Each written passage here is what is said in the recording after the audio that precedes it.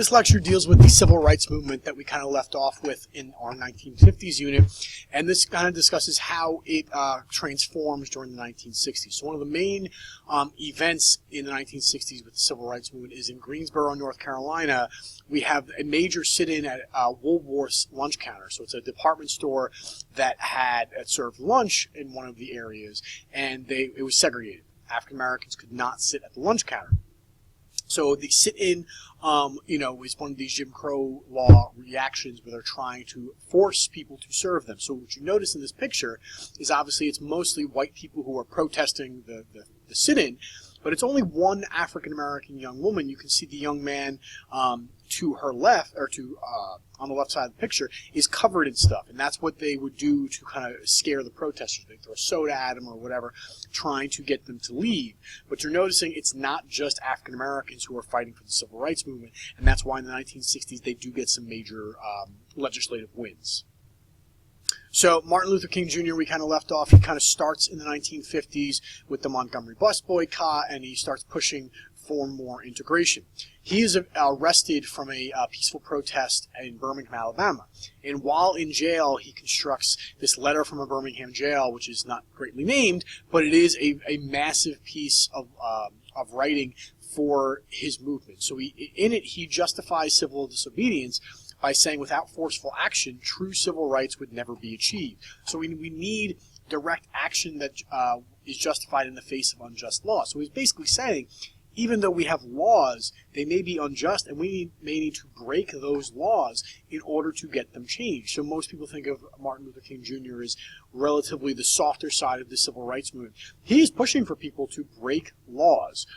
This is somewhat of a transformation by the 1960s compared to the 50s, although, the Montgomery bus boycott, Rosa Parks, who kind of starts it, does break the law by doing this, but he's kind of justifying his whole stance on civil disobedience. So again, he continues to say, I cannot sit idly by in Atlanta and not be concerned about what happens in Birmingham. Injustice anywhere is a threat to justice everywhere. And that's kind of the main quote that most people associate with this letter from a Birmingham jail, that it doesn't matter if it's not part of my state or town or whatever or country, that we cannot let injustice survive. So it's being more of a nationwide and eventually international movement. He says Birmingham is probably the most thoroughly segregated city in the United States. Its ugly record of brutality is widely known. Negroes have experienced grossly unjust treatment in the courts. So he's putting a spotlight on Birmingham, even though he's not from there, kind of showing, wherever this is happening, people need to get involved, and it's kind of a call to arms. And he says oppressed people cannot remain oppressed forever. The yearning for freedom eventually manifests itself. So he said, African Americans obviously been fighting for freedom for a long time, and just this modern civil rights movement is, a decade old at least by the time he's saying this. So he's saying the frustration is starting to get here. We know that through painful experience, that freedom is never voluntarily given by the oppressor. It must be demanded. So he's seeming a little bit more aggressive here. And he says, wait has almost meant never. So he said, I'm tired of hearing wait for civil rights. I'm tired of hearing wait for equality. He's kind of going against the earlier civil rights leader Booker T. Washington, who was kind of saying wait and civil rights will come. If we just work hard, it'll get there. So you're already seeing kind of Martin Luther King Jr. is somewhat frustrated by that wait idea. So the letter from a Birmingham jail, although it's not as commonly referred to, is probably more significant than the I Have a Dream speech because it's more of a call to arms. And it actually gets him eventually the March in Washington in 1963. After he is arrested and writes this letter, Kennedy allows him to do the March on Washington in 1963 when he does his I Have a Dream speech. So historically, the letter from Birmingham jail actually gets more done than the I Have a Dream speech. The I Have a Dream speech is just, the hopes for what the civil rights movement can achieve. Birmingham is how it's going to happen and actually gets some things done because of what he writes here. So in August of 1963, with the consent of President Kennedy, the civil rights movement marches on Washington, and King gives his famous I Have a Dream speech. It's considered to be one of the best speeches in American history, but it is kind of just that. It is a speech. Not much literally comes out of it, as opposed to the letter from a Birmingham jail, which kind of allows him the consent of Kennedy to march on Washington. So as you studied several times before, in this powerful speech, he eloquently shows what he wants, what his desires are for a coexisting world, still talking about kind of perfecting integration. It's a rhetorical example of the Black Baptist sermon style, kind of the repetitive speech, continually saying, I have a dream. It used the Bible, uses the Declaration of Independence, it uses the Constitution and the Emancipation Proclamation as sources, and it's very poetic. So again, it's more beautiful language than the letter from a Birmingham jail. But again, the Birmingham jail letter actually gets something done, whereas the I have a dream speech is just kind of espousing his hopes.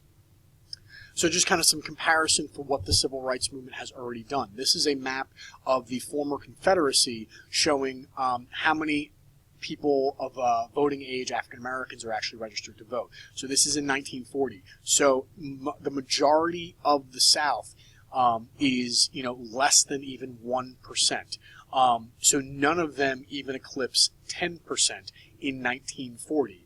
So basically, in total of that area, about 3% of voting age African Americans are actually registered to vote in 1940.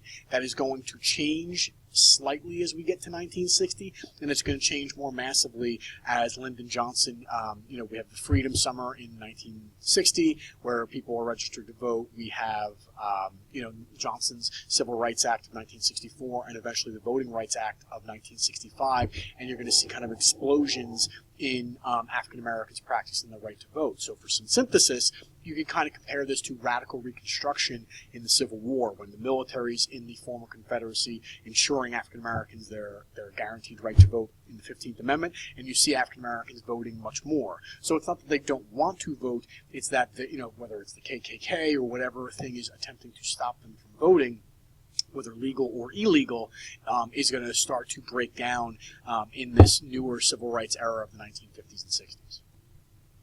So as part of these Freedom Summers and Freedom Rides, during the summers of 1961 and 1964, there were groups of civil rights activists who boarded buses and went to the South to help African Americans register to vote. Many of these people on these buses were white themselves. So they leave from Washington, D.C., they go down into the Deep South. Some of them are arrested. There are attacks against these buses to try to stop them from registering African Americans to vote, but they're simply trying to be somewhat like the carpetbaggers of the Reconstruction era, where Northerners were coming down into the South to try to help African Americans practice their rights. So in reaction to this, we get some real powerful legislation in Lyndon Johnson's Great Society. So Johnson meets with Martin Luther King Jr. to discuss civil rights. President Johnson was a supporter of the civil rights and wants to continue Kennedy's stance on civil rights. Again, Kennedy doesn't do much for civil rights, but he kind of stood for it. And Johnson is a Southern Democrat, so we thought he was going to be this Dixiecrat. He is not. And he's going to lose a lot of people in the Democratic Party because of his stance on the civil rights movement. So in 1964, he passes the Civil Rights Act, and it abolished the use of voter registration or literacy requirement to discriminate against any voter, so allowing more voters to go through. The 24th Amendment, as we discussed in 1964, bans the poll tax, and the Voting Rights Act of 1965 banned literacy tests in counties where over half eligible voters had been disenfranchised. So it's kind of trying to get those rights granted after the Civil War actually enforced, so stronger legislation. And we're going to see some major wins through this legislation. We have the very famous march from Selma, Alabama to register to from Selma, Alabama to Montgomery to register to vote. There's two marches. March 3rd, 1965, it was kind of unsuccessful, doesn't really get much, but by March 15th, 1965, President Johnson introduces the Voting Rights Act. So we're seeing, the work on the ground of these marches and protests actually influencing legislation, and major legislation like the Voting Rights Act of 1965. So that second march is on the 21st of March, and we try again to go from Selma to Montgomery. This time, after he has introduced the Civil Rights Act, or the Voting Rights Act of 1965, Johnson sends National Guardsmen to protect the marchers. They successfully register 3,200 African Americans, and in August of 1965, not after introducing it and protecting them, we actually have the Voting Rights Act signed into law. Now, it's not all good news. One of the most famous cases of violence towards voting rights people was the Mississippi burning case. So there's 3 gentlemen who go into Mississippi to try to get people to register to vote, specifically African Americans: Andrew Goodman, James Chaney, and Michael Schwerner. And they go on, there's a trial because they are murdered. They are eventually found. The FBI investigates, and they find basically that some of the defendants are actually police officers that were supposed to be investigating this crime. So it becomes kind of a symbol of what's going on in the South, that the police are members of the KKK and stopping, people from the North coming down and trying to get people registered. So it becomes kind of an impetus to try to push more civil rights legislation and get these people protected. And to kind of demonstrate how successful it is, we go from about 3% in 1940 of voting age African Americans who were registered to 43%, so a 40% increase, and you're seeing massive gains. Whereas every state of the former Confederacy was less than 10% in 1940.